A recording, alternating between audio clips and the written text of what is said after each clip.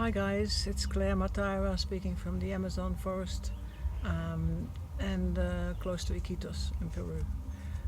It's the 2nd of February 2020. Special date for changes and positive energies. Alright, I want to talk about how people can use stones for helping themselves to channel certain energies. As you're doing psychic work, you will find that your body will start to channel energies from other people. You can pick up things from other people that can be dangerous for your health. You could be influenced in certain ways, so it's always important to have a good altar somewhere near you when you're working, or be linked into your altar if it is in your house and you are not in your house. So I've been always building altars for a really long time. I think they're really helpful.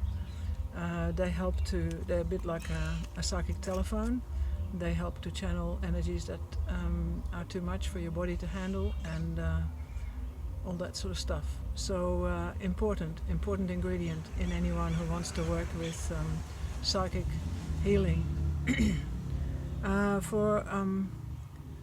For the altars, of course, we think of crystals. You can have images of your saints or masters, anything that makes you feel really positive things or uplifts your spirits, things that make you happy.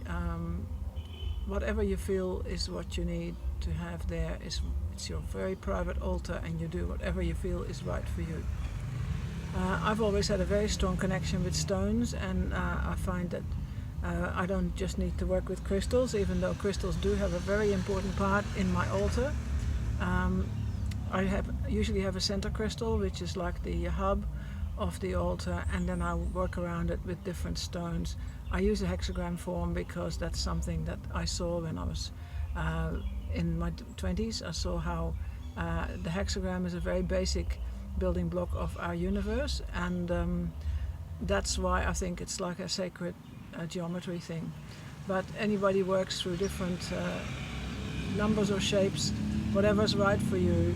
Could be also an 8 shape, or an 8-sided shape, or a 3-sided, or not with sides, just like a cloud of stars or something like that. So this is how you can talk to the spirits in the universe and around you, and the spirits that are with you on other levels, other dimensions. I especially I want to talk about this stone. It's sitting in my hand. Here it is. It's a very special stone for me. This is one that I found in Chile. It actually called me when I was walking in the mountains in Chile with my friend, and I had to go back and go look for it. And there below a bunch of other stones in a creek up high in the volcanic mountains there, where there are beautiful lakes. It was sitting there, and that was the one that called me, and it's been a very special companion on my altar. This is a granite, type of granite, but it's extremely smooth, and you wouldn't get it so smooth easily. I believe it's from a glacier and has been rolled very gently for a long time. So this is another one that's actually from the Lima beach, which has a lot of stones. So these two are quite different in there. So this is from Peru, and that is from Chile, and they're quite different in the way they've been polished up. Like this one has been thrown by wave movements, and it's all kind of pitted and rough, but at the same time a beautiful stone with a lot of character to it. So yeah, it's for me now, especially after working with ayahuasca for a long time, more and more I believe in the spirit energy behind everything, and so especially in these stones we have spirit energies that I ask to come in there so they can work together in a team on my altar. Some of them are quite small. This is a stone that I work with for my divining, and I have a crystal pendulum which also has some extra things on it. Like here is a hematite. The hematite breaks the electricity that sometimes comes through this crystal, When I work a lot with the crystal and I don't have the hematite, I get little blisters on my elbow, which is where it touches the next available surface to channel off the extra energy. So the hematite helps me to be safer, and I don't have that. It works like an isolator or insulator. And then I have some other little crystals in bead form at the bottom of it, partly as decoration and partly to help with transformation of energies and the love and the good blood color for health. All right, so of course for scientists the trouble is that a pendulum, you cannot actually make it work while it hangs independently on an inorganic on something like a piece of wood or something, or a piece of furniture. When you hang it up, it doesn't naturally move by itself. So, but it has to interact with my energy field to be able to give me the information. And in that way, I find it very, very helpful, but it's something that has to be cultivated. You have to do it over quite a few years' work, and the first thing that you can ask your pendulum is give me a yes or give me a no. Certain people have different energy patterns to their body, so for some people it's not the same for everybody, and I really believe that you have to make things very personally right for yourself. So that means that you have to listen to your own intuition and check with your pendulum how it wants to work with you. You can ask it questions and it will respond after you have established what is a yes, a no and a maybe. So that is the first thing you have to do. I have actually knotted a little basket for it, and I have another one because I need big ones at the moment, because sometimes we're channeling a lot of energy, and if it's too heavy the little crystals will just jump out of your hands and dash on the floor and break. So this is what sometimes happens. Well, these bigger ones will actually hold their shapes and not fall to pieces.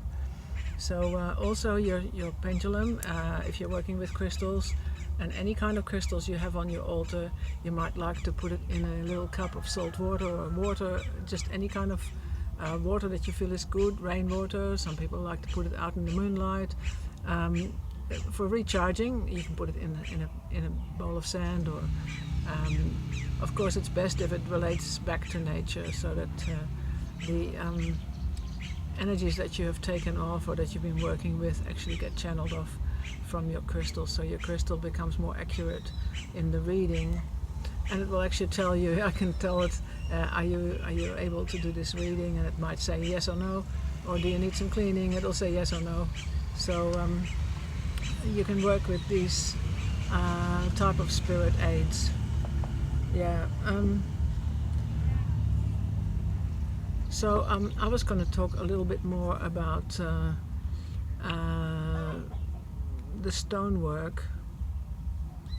They actually, I don't know, it was something that happened to me a while ago. I was just resting and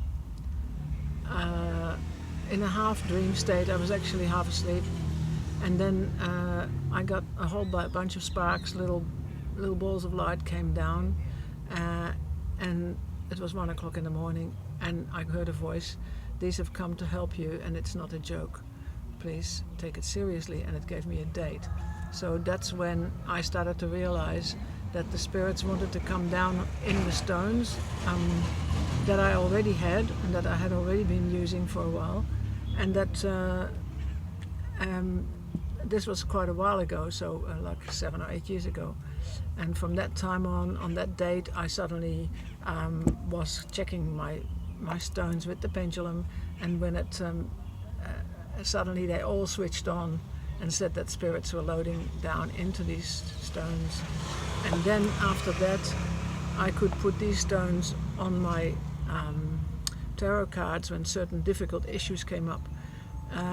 And then if the stones sat on the cards for a while, together maybe with prayers or positive intentions or working with the client in other ways, the card, actually the whole situation would change, so that you can then ask the tarot cards again how is the situation now? You take the stone and the card away, and they take another card, and usually it's a lot better. So that means that there are actually changes happening, and the person themselves could actually even feel the changes as the stones went on top of the cards. So it's a very different way of working with cards. So I don't believe that there is a fixed future. I think it always has to do with your own attitude and your own approach to your life and to the people around you and to the issues that you're dealing with. If you are feeling negative, you will call a negative outcome. If you're feeling positive, you will call a positive outcome. And I don't think it's only just a matter of luck or good karma. I think you can actually try, once you become conscious of it, to make an effort to change these thoughts and to become more positive about things. So it's a bit of a mind game sometimes, where there's a game with words, like for instance, a person that is very stubborn can also be a person that's very reliable, or a person that is aggressive at times could also be a person that is very dynamic and can move things when you need some action. So there are all different ways of interpreting energies, and to give it the positive angle is always very helpful for everyone involved. Yes, so I'm feeling that I can't really go a lot further with that right now, even though I'm actually working with all sorts of different stones. I also make jewelry. This is a piece of amethyst, and often I get little dreams or indications that these things need to be made for certain jobs or for certain energy channelings. All right, we leave it at this for now, and thank you for listening, and all the best. Bye bye.